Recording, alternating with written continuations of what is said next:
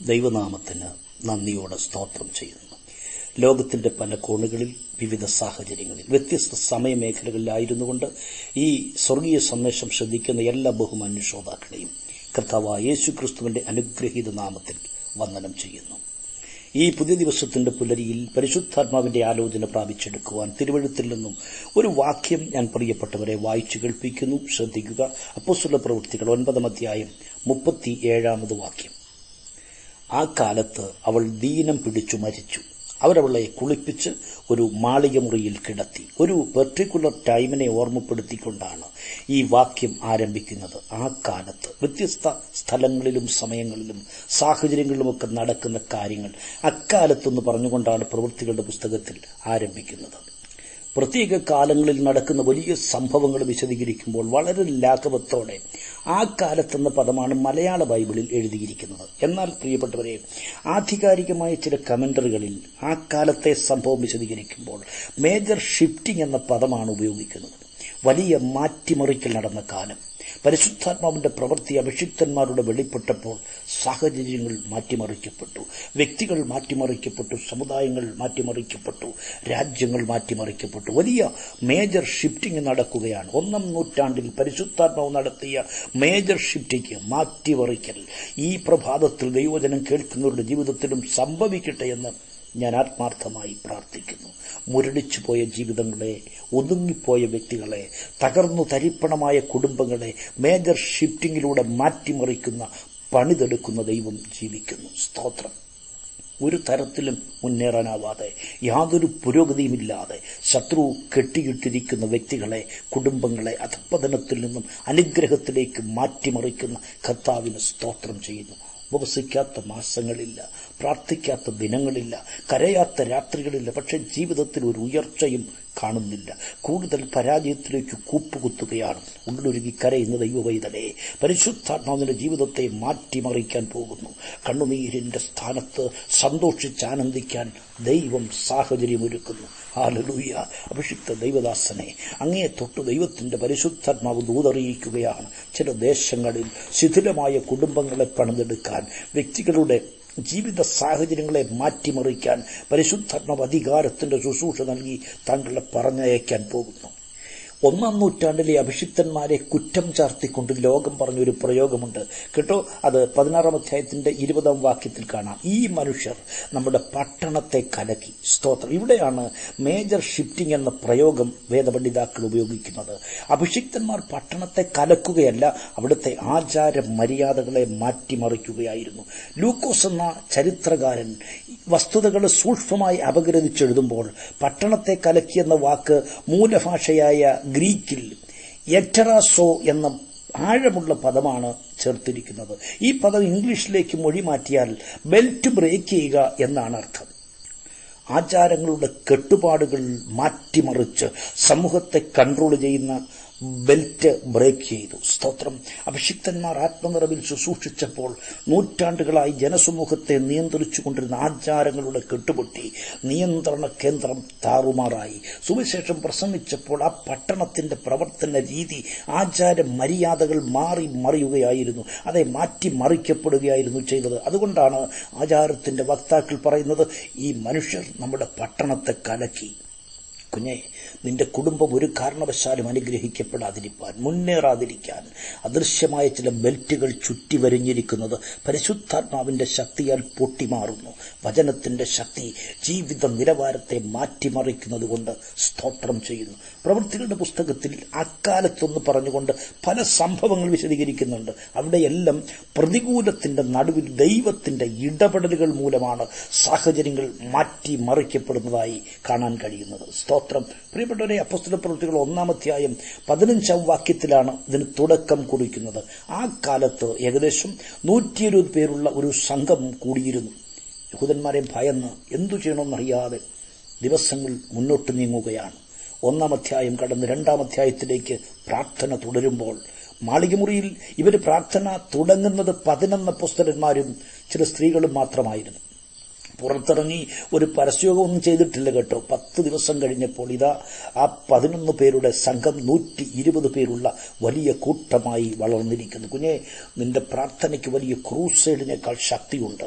പ്രാർത്ഥിക്കുന്ന ദൈവമക്കൾ മുട്ടുമടക്കിയാൽ ദൈവസഭ വിശാലത പ്രാപിക്കും. സ്വർഗാരോഹണം ചെയ്ത കർത്താവ് ശിഷ്യന്മാരോട് പറഞ്ഞ വാഗ്ദത്വവും പ്രതീക്ഷിച്ചാണ് പ്രതികൂലത്തിന്റെ നടുവിലിരുന്ന് ദൈവജനം പ്രാർത്ഥിക്കുന്നത്. അപ്പോഴതാ പിളർന്നിരിക്കുന്ന അഗ്നിനാവുകളായി പരിശുദ്ധാത്മാവ് അവരുടെ മേൽ ഇറങ്ങി വരികയാണ്. പ്രിയപ്പെട്ടവരെ, ഇവിടെയാണ് മേജർ ഷിഫ്റ്റിംഗ് തുടക്കം കുറിക്കുന്നത്. അതുവരെ ഈ മനുഷ്യർ യാതൊരു പ്രസക്തിയും ഇല്ലാത്തവരായിരുന്നു. യഹൂദന്മാരെ ഭയന്ന് മുന്നോട്ട് പോകാൻ നിവൃത്തിയില്ലാതെ എന്തു ചെയ്യണമെന്നറിയാതെ ഞരങ്ങിക്കഴിഞ്ഞവരാണ്. പക്ഷേ പരിശുദ്ധാത്മാവരെ മാറ്റിമറിച്ചപ്പോൾ ലോകം പറഞ്ഞ വാക്ക് കേൾക്കണമോ, ഭൂലോകത്തെ ഇളക്കി മറിക്കുന്നവരാണിവർ. പ്രാർത്ഥിക്കുന്ന ദൈവകുഞ്ഞുങ്ങളുടെ ജീവിതത്തെ മാറ്റിമറിക്കാൻ, തലമുറയുടെ സ്വഭാവത്തെ മാറ്റിമറിക്കാൻ, ജീവിത നിലവാരത്തെ മാറ്റിമറിക്കാൻ വചനത്തിന്റെ വ്യാപാര ശക്തിക്ക് കഴിയും. സുവിശേഷത്തിന്റെ ജയക്കൊടി ഉയർത്തി മുന്നോട്ട് നീങ്ങിയ അഭിഷിക്തന്മാർ ലോകത്തെ കലക്കുകയല്ല, സമൂഹത്തെ മാറ്റിമറിക്കുകയായിരുന്നു. പരിശുദ്ധാത്മാവ് മേജർ ഷിഫ്റ്റിംഗ് നടത്തുകയായിരുന്നു. സ്തോത്രം. 6-ാം അധ്യായത്തിലേക്ക് വരണം. 1-ാം വാക്യം. ആ കാലത്ത് ശിഷ്യന്മാർ പെരുകി വരുമ്പോൾ സഭയിൽ അഭിപ്രായ വ്യത്യാസം ഉടലെടുക്കുകയാണ്. വിഭാഗീയത തലമുക്കി. ദൈവസഭയുടെ പ്രവർത്തനം തുടങ്ങിയിട്ടേറെ നാളായിട്ടില്ല. ശൈശവപ്രായമെന്ന് പറഞ്ഞാൽ തെറ്റല്ല.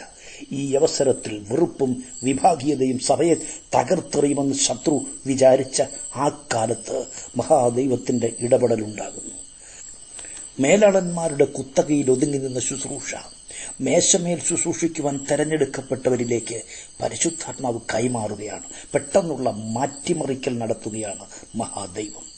മേധാവികൾ മാത്രമല്ല ശുശ്രൂഷയിൽ ശോഭിക്കേണ്ടത് കേട്ടോ.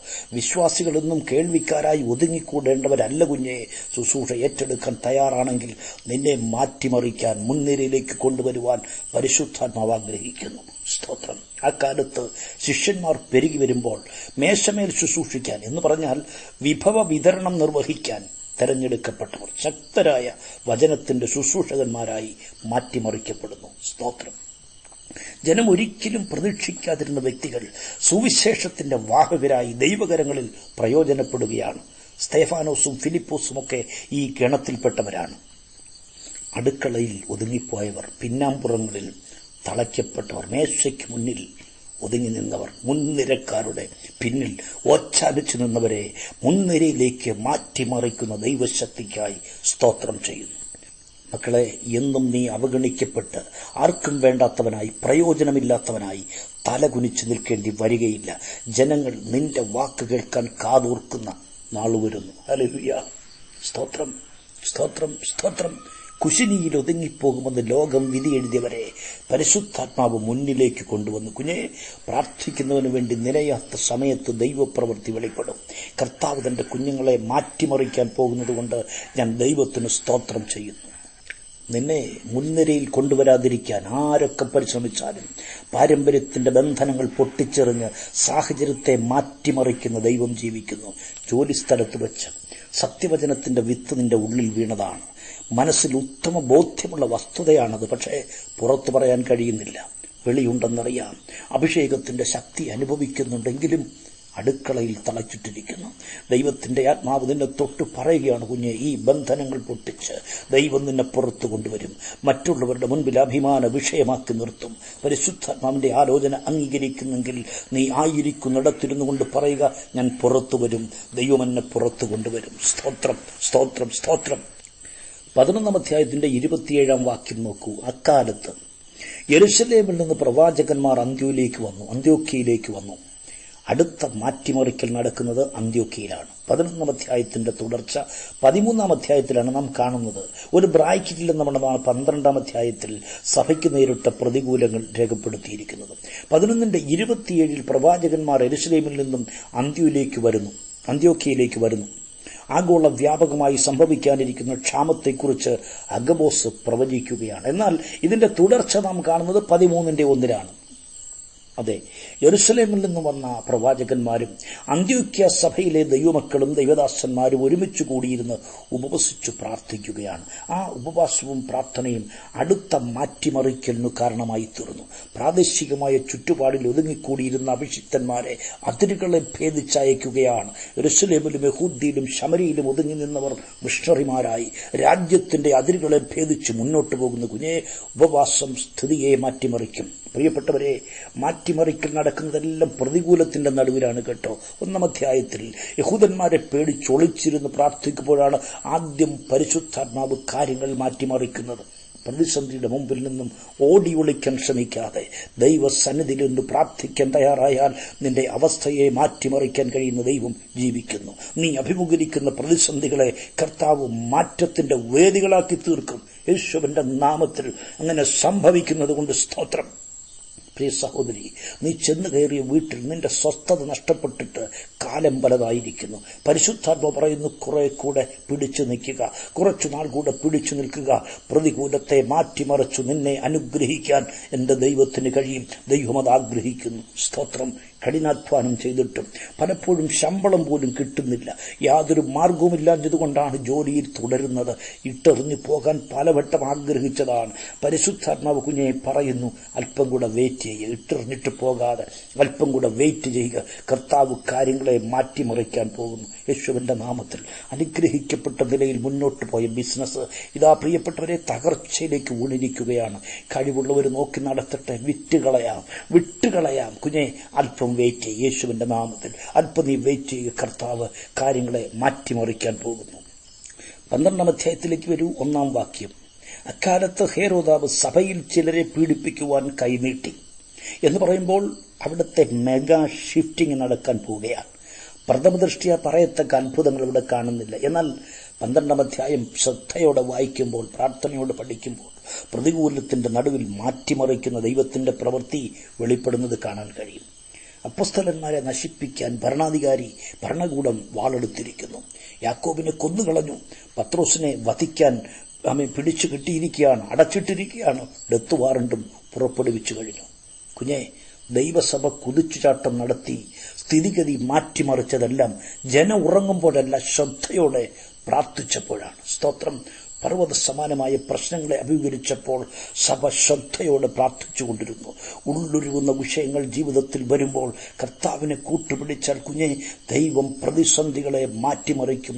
നിന്നെ വിജയത്തിലേക്ക് കൈപിടിച്ചു നടത്തും. ദൈവത്തിന് സ്തോത്രം. കുഞ്ഞെ, നിന്റെ പ്രിയപ്പെട്ടവരുടെ നേരെ, കുടുംബാംഗങ്ങളുടെ നേരെ ഭരണകൂടമല്ല, രോഗമായിരിക്കാം കൈനീട്ടിയിരിക്കുന്നത്. ക്യാൻസർ ആയിരിക്കാം പിടിച്ചിരിക്കുന്നത്. കീമോതെറാപ്പിക്ക് വിധേയപ്പെടുകയാണോ? വെന്റിലേറ്ററിൽ കഴിയുകയാണോ? ഡയാലിസിസ് കാത്തിരിക്കുകയാണോ? സർജറിക്ക് വേണ്ടി തീയതി കുറിച്ചിരിക്കുകയാണോ? കാര്യങ്ങളെ മാറ്റിമറിക്കുന്ന ദൈവം ഈ പ്രഭാതത്തിൽ ജീവിച്ചിരിക്കുന്നു.